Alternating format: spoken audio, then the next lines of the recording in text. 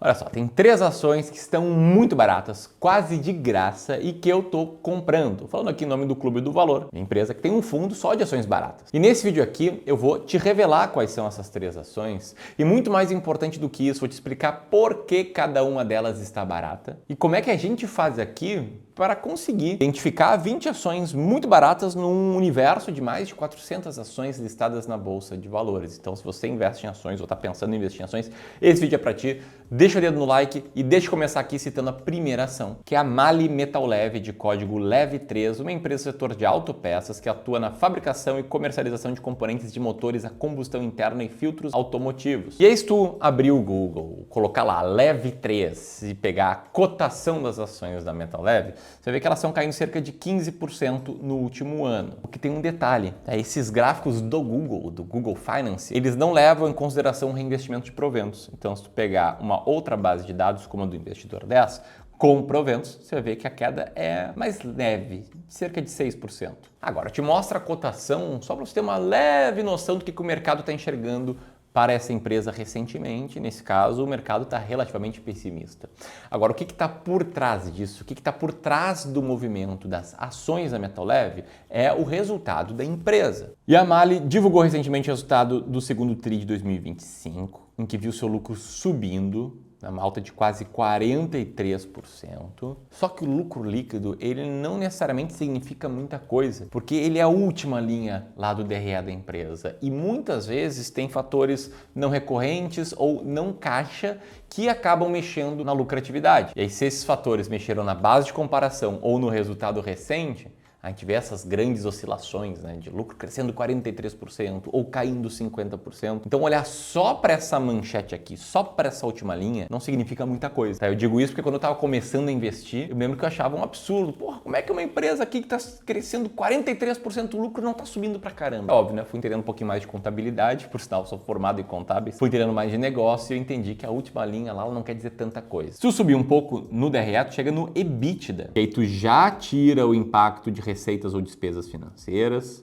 tira a questão do imposto de renda e tu tem algo um pouquinho mais perto do lucro operacional. E o EBITDA da MAHLE veio firme, 261 milhões no segundo TRI, uma alta de 16,5% frente ao ano anterior. E se a gente subir ainda mais no DRE, a gente vai chegar lá na primeira linha, que é a receita. E no caso, a receita da MAHLE, ela cresceu bastante. Chegou a 1,369 bi, uma alta de 28%. Só que os custos cresceram ainda mais do que isso, então o lucro bruto teve um aumento um pouco menor. E foi por isso que, mesmo crescendo quase 30% a receita, o EBITDA cresceu apenas, entre aspas, 16%. E aí, entre EBITDA e lucro líquido, o que mudou principalmente foi a parte de despesas financeiras, que caíram bastante. Caiu de 38,6 milhões para 29,6 milhões. Então aqui, sem entrar na história por trás desses números, olhando friamente os números, não é de todo mal. Agora, como saber se essa ação é barata ou não? E aí que a gente tem que parar de pensar apenas na empresa em si e passar a pensar no processo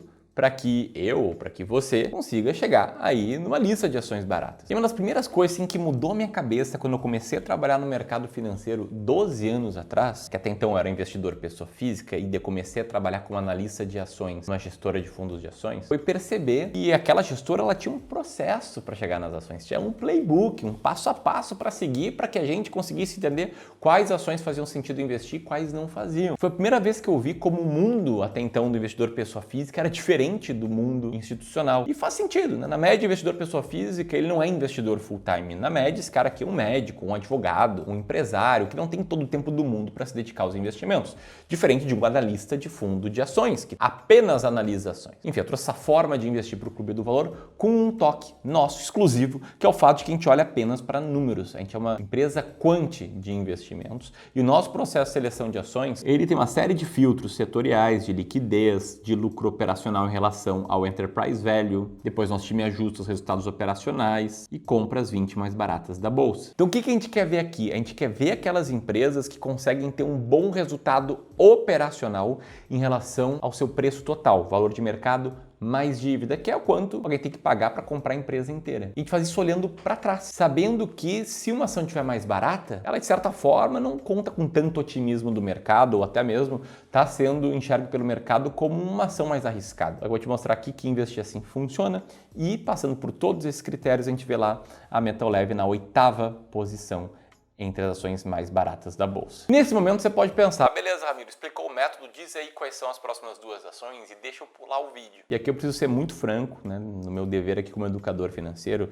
e te falar, embora eu esteja citando 3 ações nesse vídeo, esse fundo de ações baratas tem outras 17 ações. E não, 20 ações não é muita coisa, respondendo no canal do vôlei. Na verdade, tá, se a gente fosse um fundo nos Estados Unidos, o mercado de lá que é mais maduro nos consideraria até um fundo relativamente concentrado. E o fato é que eu não tirei esse número à toa. Eu peguei as principais ideias desse livro, a Fórmula Mágica do Joe Greenblatt, que está sempre ali para a gente se lembrar da importância de investir de forma quant, sem colocar emoções. E peguei também um estudo do próprio Joe Greenblatt, autor desse livro, que comprovou que quando tu tem perto de 20 ações, tu reduz mais de 93% o risco não sistemático, que é o risco de uma ação só despencar e prejudicar a tua carteira, como por exemplo de eu ter, sei lá, uma Oi. E a Oi vai lá, cai 99,99% e eu tenho um grande prejuízo por conta disso. O risco não sistemático é isso, né? De uma empresa ir muito mal, enquanto outra no mesmo setor, tipo a Telefônica, e muito bem no mesmo período. Ou seja, não tem a ver com o sistema como um todo, e sim com uma ação específica. E vamos lá para a segunda ação que a gente está comprando, né, com novos aportes, os nossos clientes aqui de Well, que são as ações da ISA-CTEP,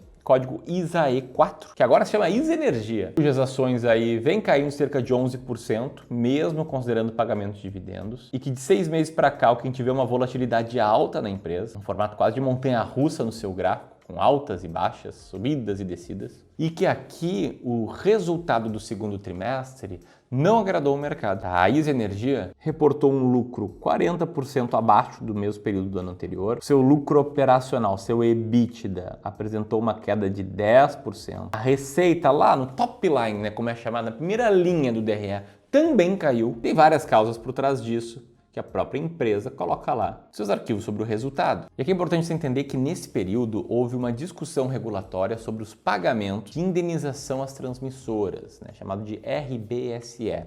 A ANEEL, que é a Agência Nacional de Energia Elétrica, fez um recálculo dessa indenização. Isso levou a uma redução dos pagamentos futuros que a ISA Energia teria direito. E isso afetou a receita da ISA Energia de forma não recorrente. Dei uma investigada aqui e cheguei à conclusão de que isso já era previsto lá em junho. Naquele momento, algumas projeções negativas estavam vindo mesmo antes do resultado, tanto para a ISA quanto para outras empresas do setor, como a Eletrobras. Agora, será que essa empresa vai seguir reportando resultados ruins? Bom, os executivos da ISA disseram que esse final foi positivo e que a empresa tem frentes e projetos para não depender desses resultados. E a pretensão aqui da empresa é que 5 novos empreendimentos adicionem mais de 1 bilhão de RAP. O que é RAP? É Receita Anual Permitida, que é a remuneração definida pela ANEEL às transmissoras de energia elétrica, que é como se fosse um aluguel pago às transmissoras para garantir que elas vão operar e manter uma boa manutenção da rede elétrica. E como é que funciona, né, o business de uma transmissora? A empresa vai lá,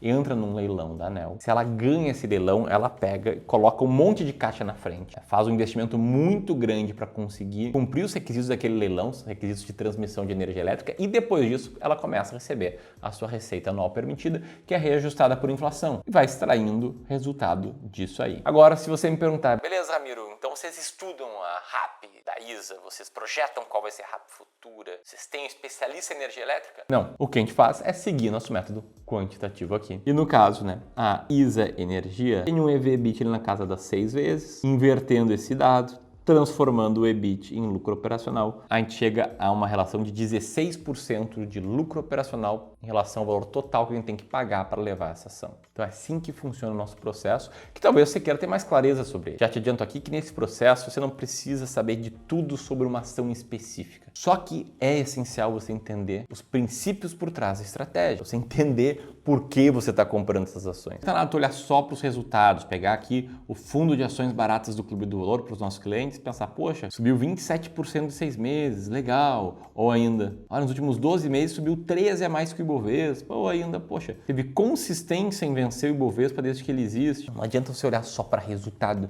Você tem que entender o processo que gera esse resultado. Que hoje é tocado aqui por um time brilhante no Clube do Valor. Para contexto, tá? O clube não sou eu e o Gleison, a gente tem 240 pessoas aqui. E quem toca a área de estratégias é o André, meu sócio, analista CFA. E o André e o time dele, eles descobriram uma forma de melhorar ainda mais essa estratégia que há tantos anos eu falo aqui. Eu vou te explicar como é que é essa forma, como é que vai funcionar a estratégia das ações mais baratas da Bolsa na versão 2.0. Vou fazer isso numa live no próximo dia 2 de setembro. Live com muito conteúdo que você pode participar de graça se você apertar aqui no primeiro link na descrição ou aqui nesse botão. Se você leva a sério investigações, você tem que participar. Esse aqui é um tipo de conteúdo que geralmente fica restrito apenas para os nossos clientes de Wealth e que a gente vai abrir a público para quem, é claro, tiver interesse e estiver lá no dia 2 de setembro conosco online, beleza? Então vamos lá para a terceira ação que a gente está comprando, uma ação que vem caindo 22% no último ano, que reverteu o prejuízo e agora passou a dar lucro e que, embora ela tenha entregue um EBITDA, um lucro líquido dentro do consenso, dentro do que a média dos analistas esperam, o fato é que as ações seguiram caindo e tem dois motivos para isso. O primeiro, um capex de 4,4 bi de dólares, que vai tirar fluxo de caixa da companhia. Capex é quando a empresa faz um investimento, gasta caixa para isso,